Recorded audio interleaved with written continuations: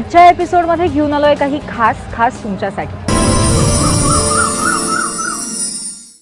नमस्कार, माझं नाव उषा पणशीकर। मी आज तुम्हाला एक अतिशय सोपं घरात करता येईल असं एक छोटंसं डेकोरेशनची आयडिया देणार आहे। त्यासाठी आपण घरातल्या बरण्या वापरणार आहोत, ज्यात आपण पाणी भरलेलं आहे।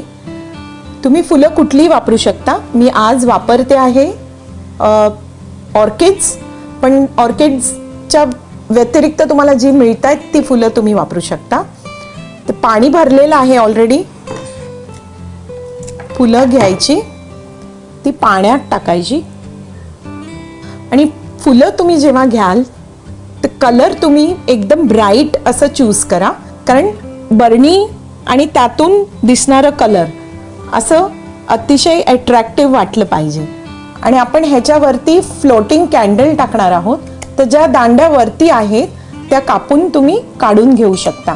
तसंच या छोट्या बरणीत, कारण आपण एक सेट करू शकतो, मोठी बरणी, छोटी बरणी, आणखीन छोटी किंवा ह्याच्यापेक्षा मोठी, जसं अवेलेबल आहे तसं आपण वापरून हे करणार आहोत। आता ह्यात आपण हे कॅन्डल फ्लावर शेपमध्ये चूज केलेलं आहे। तुम्ही कुठलेही टी लाईट कॅन्डल पण चालेल।